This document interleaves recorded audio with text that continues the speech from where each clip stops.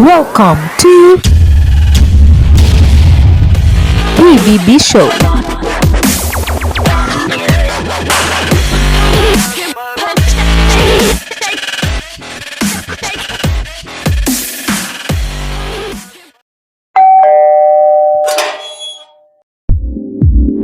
Hello Pangasinan, hello world! Handa na ba kayo sa panibagong update para sa ating online PBB housemates? Narito ang ibang ulat. Atin munang kilalanin ang mga kalahok sa palarong ito.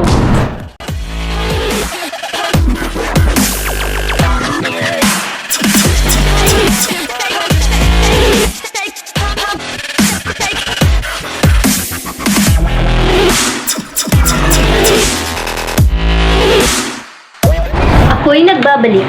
Sa unang linggo ng mga PBB online housemates sa bahay ni Kuya, ay sasabak na agad sila sa task na ibinigay ni Kuya. Panoorin natin ang pagkikipag-usap ni Kuya kay Kim para sa mahalagang anunsyo. Narito ang kaganapan.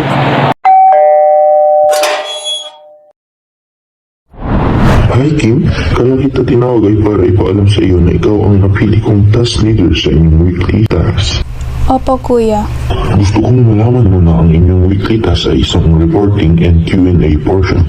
Nariyan sa box ang mahalagang impormasyon. Buksan mo at basahin. Opo, Kuya.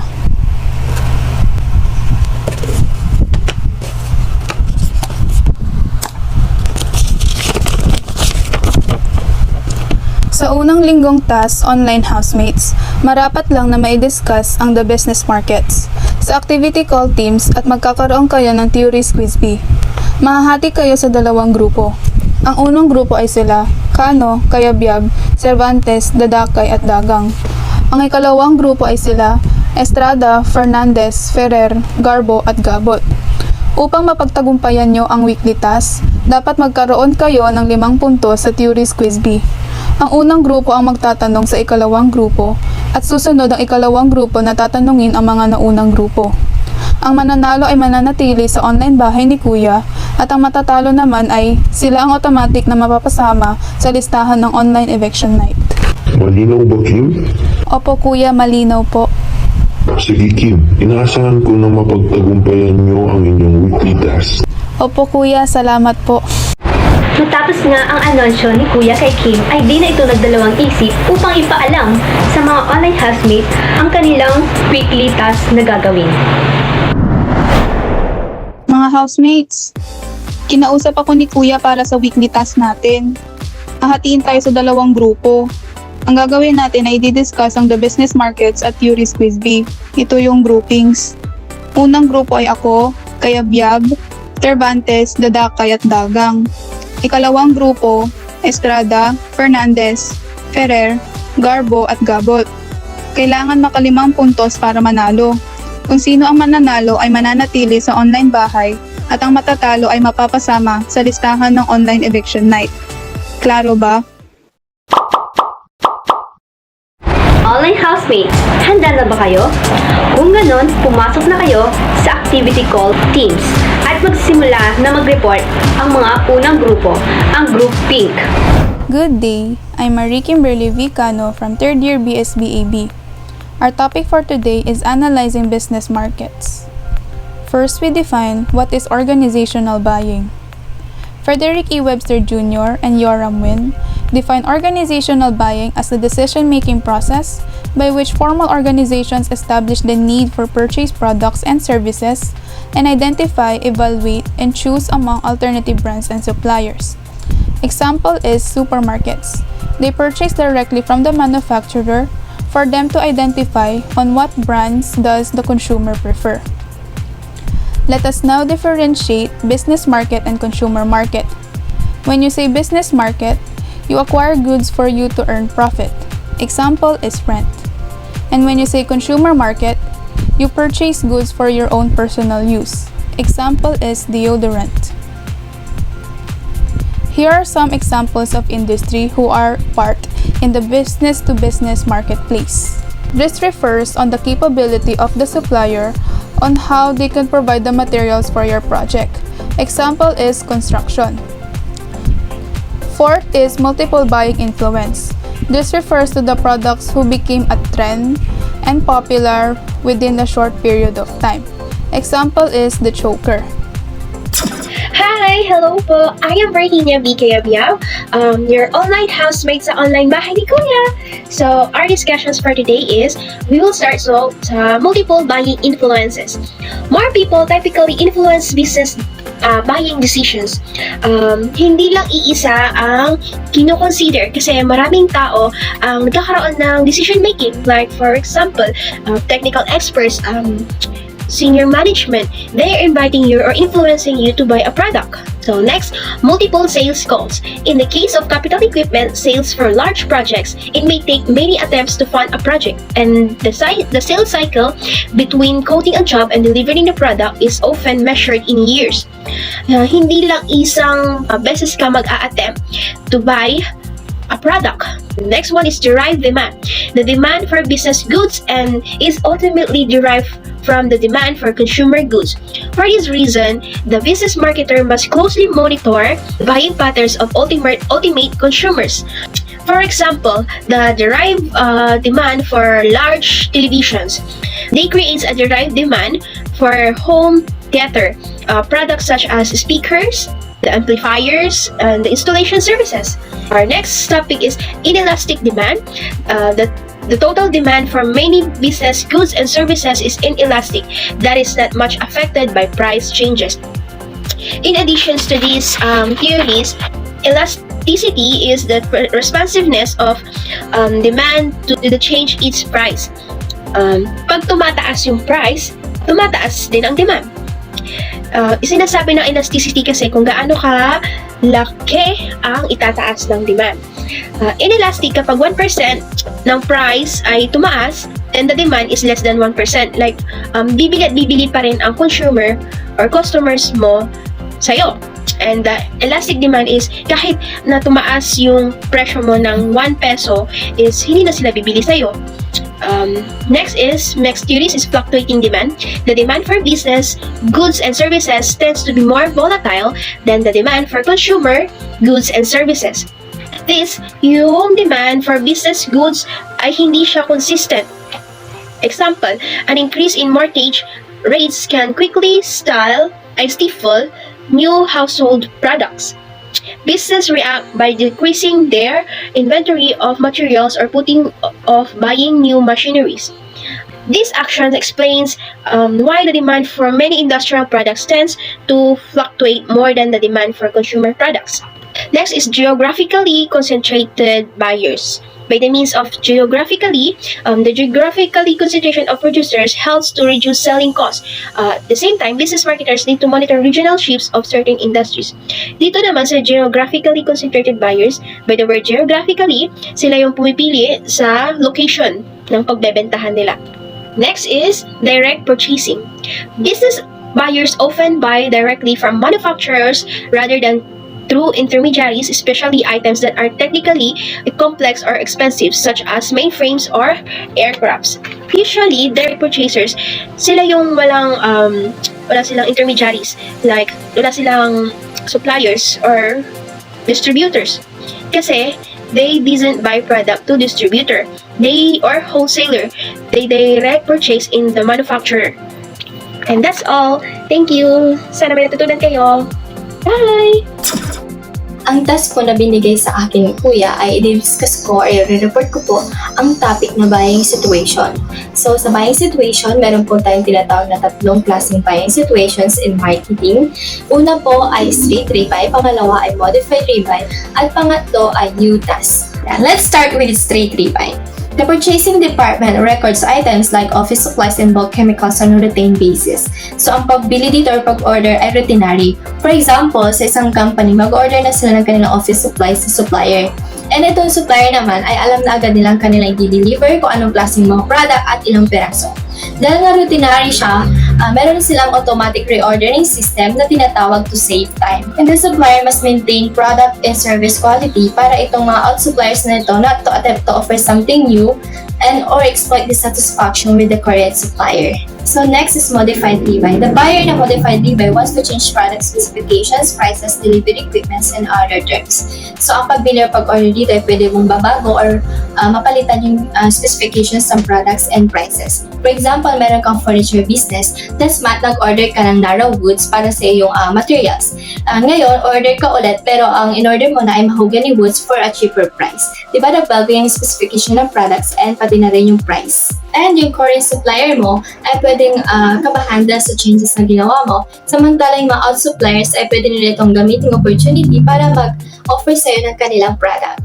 The third one and the last one is the new task. A new task purchaser buys a product or service for the first time. Ito naman ay yung first time mo palang mag-avail ng products or services. Madalas ito nararanasan ng mga bagong patayong mga businesses. And kapag mas malaki ang pera na involved, mas mataas yung risk. Kasi kapag hindi naging successful, malaking halaga din ang mawawala sa'yo. And kapag maraming tao at information ang involved sa pag-process ng products and services, mas matagal pag-iisipan ang pag-avail nitong mga ito. And that would be all. Thank you. The Buying Center. The Buying Center includes all members of the organization who play any of the following 7 roles in the purchase decision process. Number 1, initiators. Number 2, users. Number 3, influencers. Number 4, deciders. Number 5, approvers. Number 6, buyers. And number 7, gatekeepers. Number 1, initiators. These are the users or others in the organization who request that something be purchased. Number 2, users. Those who will use the product, yung mga gagamit sa product or service. In many cases, the users initiate the buying proposal and help define the product requirements. Number 3, influencers. People who influence the buying decision often by helping define specifications and providing information for evaluating alternatives. Number 4, deciders. People who decide on product requirements or on suppliers. Number 5, approvers. People who authorize the proposed actions of deciders or buyers. Number 6, buyers. Yung mga bumibili po ng product or services.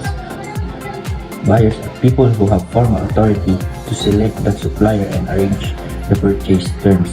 Buyers may help shape product specifications, but they play their major role in selecting vendors, and buyers include high-level managers. Number 7, gatekeepers. People such as purchasing agents and receptionists who have the power to prevent sellers or information from reaching members of the buying center. Hello, this is Resume A Dagang with Group 1. So, my report is about the purchasing procurement process. So, meron tayong framing. It occurs the customer are given a perspective of point of view that allows the firm put its best foot forward. So, when we say put its best foot forward is parang binibigay mo yung good quality sa mga clients mo para mabili nila yung products na yun. So, para mas tangkilikin nila yung produkto na inaano mo. Parang naliligaw, parang binibigay mo yung mas or pinaka the best para sa isang tao. Parang ganun din sa framing. Yun lamang po.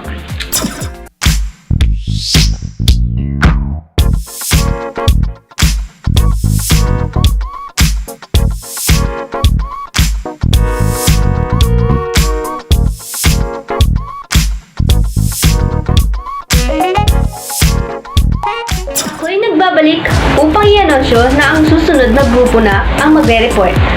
Ito ay kinabibilangan nina Estrada, Fernandez, Ferrer, Garbo at Gabot.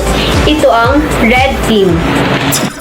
Hello housemates, so I will be discussing the stages in buying process by Patrick J. Robinson and his associates identify 8 stages of buying process or the buy phases. So number 1 will be public problem recognition.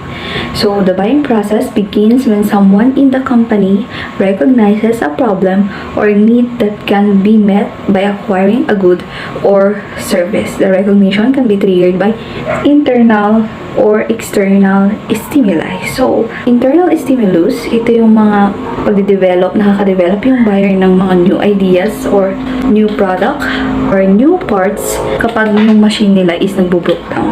So, yun. So, ang externally naman, when it comes to external stimulus, ito yung buyer is nagkakaroon ng new ideas by watching some blog, receiving an email, or call from a representative. Nagkakaroon sila ng idea what to buy sa kanilang company. Yun. For the number 2 and number 3, general need description and product specification. The buyer determines the needed items' general characteristics and required quantity for standard items. This is simple. For complex items, the buyer will work with others, engineer users, to define characteristics such as reliability, durability, or price. So, normally, the buyers specifically determine yung mga good characteristic ng isang product or yung quality niya. So, yung mga buyers is actually gumagamit ng product value analysis or PVA. It is an approach for cost reduction without affecting the product performance. So, next is supply search. So, here in supply search, the buyer next tries to identify, by the word itself, the most appropriate suppliers through trade directories, contacts with other companies, trade advertisements, trade shows, and the internet. Especially ang internet kasi up to this day talaga, ang online is one of the important ways to buy or to search a good supplier. Especially sa mga ganyan. And then, when searching for online purchasing or yung mga online suppliers, usually ang mga advantage niya is a better or it reduces time between orders and delivery. It reduces time. Kaya, usually talaga ang mga buyers sa online sila nag-search ng mga kanilang mga supplier. So, yun lang. So, the continuation of the stages in the buying process will be discussed by Maricene Fernandez. Thank you. Good day everyone, I will discuss to you the supplier selection. Supplier selection, before selecting a supplier, the buying center will specify and rank desired supplier attributes, often using a supplier evaluation model. For example, if you want to cut down the time it takes you to serve your customers, suppliers then offer you faster delivery will rate higher than those that compete on price alone. The second is order routine specification. The buyer writes the final order with the chosen suppliers, stating the technical requirements, quantity needed, project delivery time, return policies, and warranties during the step of the business buying process. For example, after selecting suppliers, the buyer negotiates the final order, listing the technical specification, the quantity needed, the expected time of delivery, return policies, warranties, and so on. The last is performance review. The buyer periodically reviews the performance of the chosen suppliers using one of 3 methods. Example of this, the conduct an effective performance review. It's important to deliver a positive and solution-focused message. This will be less encouraging to the employees. The benefits of vertical coordination. A number of forces influence the development of relationship between business partners. 4 relevant factors are availability or alternatives, importance of supplies, complexity of supply, and supply market dynamism. Based on this, we can clarify buyer-supplier relationship into 8 categories. Number 1, basic buying and selling that involves moderate level of cooperation and trust between the buyer and the seller. 2, bare bones. We usually see more adoption on the seller side compared to the customer side. We have the number 3, we have the contractual transaction. Based on context alone, we can determine that this relationship defined by the formal contract, so both parties should expect a low level of trust, cooperation, and interaction. 4, customer supply that takes the form of competition taking the reign over cooperation. Number 5, in cooperative system where both parties present a united front in terms of committed to one another through a legal contract or adopting as they go along. Number 6, collaborative where both trust and cooperation are encouraged to have a true and solid partnership. 7, mutually adaptive, which means that both the buyer and the sellers are prone to making adjustments, compromises to one another to maintain their relationship but not necessarily trusting each other. 8. Customer is king. It is also known as the customer is always right, so the seller adapts to meet the customer's need without expecting them to do the same. Good day everyone! I am Princess Pearl Fernandez Gabot. Nandito po ako ngayon para gawin yung task na inuutos sa akin ni Kuya. I am here to discuss my topic. My topic is all about business relationships, risks, and opportunism. Every business in every organization or firm has a relationship with other entities. Mayroong mga risk and as well as opportunities. And now, I will discuss what is the meaning of specific investments and opportunism. This is the relationship between the customer and supplier. First is specific investments. These are the expenditures or tailored to a particular company and value chain partner. Investments in company to specific training, operating procedures or systems, and equipment. For example, mga product or equipment na computer. When you work together with your supplier, makakapag-develop kayo ng customized processes at strong position doon sa computer mo mismo o doon sa product mo na iyon for future sales. So the result of these specific investments, it will help the organization or firm to increase your profit and achieve its positioning. Next is opportunism. What is the meaning of that word? It is some form of cheating or undersupply relative to an implicit or explicit contracts. It may entail completely lacking self-serving and deliberate misrepresentation that violates contractual agreements. Sinasabi dito na this opportunism is a concern. Why? Because firms must devote resources to control and monitoring that would otherwise be allocated to more productive purposes. For example, you as a buyer, you didn't watch and you didn't observe the progress or performance ng supplier mo.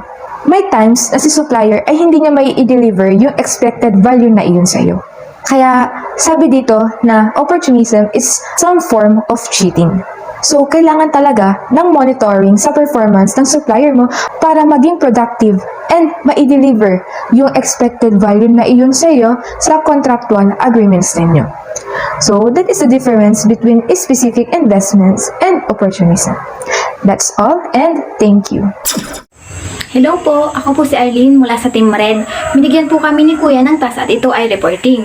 Ang aking parte ay tungkol sa institutional and government market. Tara na at makinig. Institutional and government market.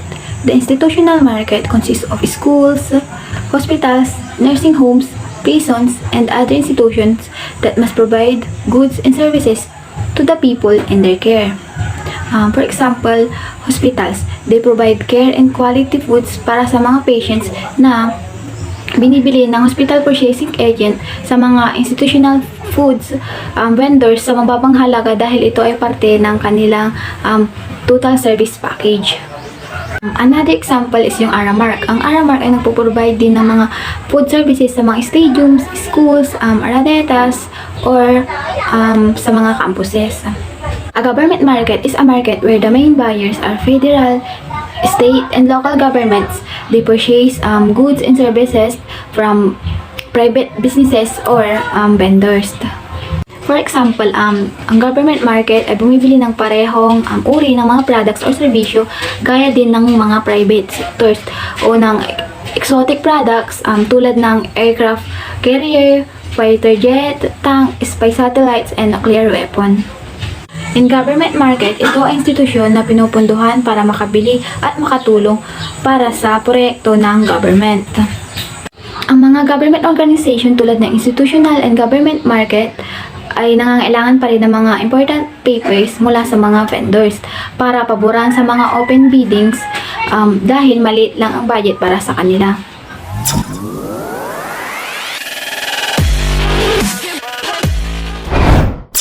housemate. Matapos kayong mag-discuss sa kanya-kanyang topic, ngayon ay may hawak akong papel at narito ang mga katanungan. Ang unang kasabak sa Tourist Quiz-Bee na tinatawag ay ang ikalawang grupo. Ang mga katanungan na hawak ko ay galing sa unang grupo. Galingan nyo, online housemate, at narito ang unang tanong. It is a situation where the buyer wants to change product specifications, prices, delivery, requirements, or other terms. This is usually require additional participants or both sides. My answer is modified rebuy. Tama, may 10 puntos na kayo. Sunod na katanungan.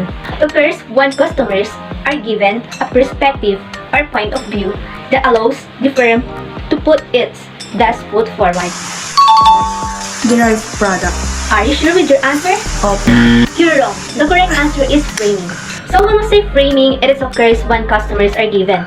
The point of view here is put its best foot forward. So for your information, when we say the put its best foot forward is binibigay mo yung good quality sa isang clients mo to make it satisfied or para mas magustuhan niya ito or pipilhin niya ito. Sa pangatlong tanong, when we say the demand for business, goods, and services tends to be more relative than the demand for consumer goods and services.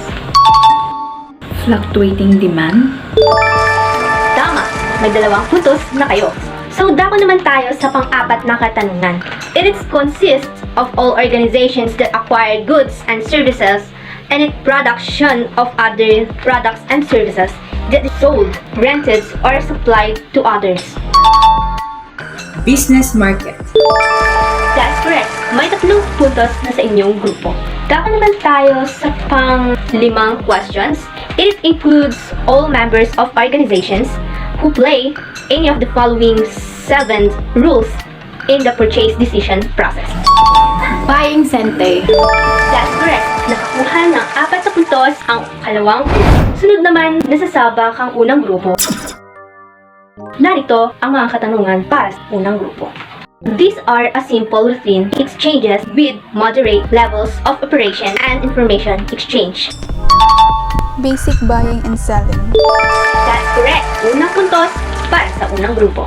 Next question. Before selecting supplier and rank design supplier attributes often using a supplier evaluation model.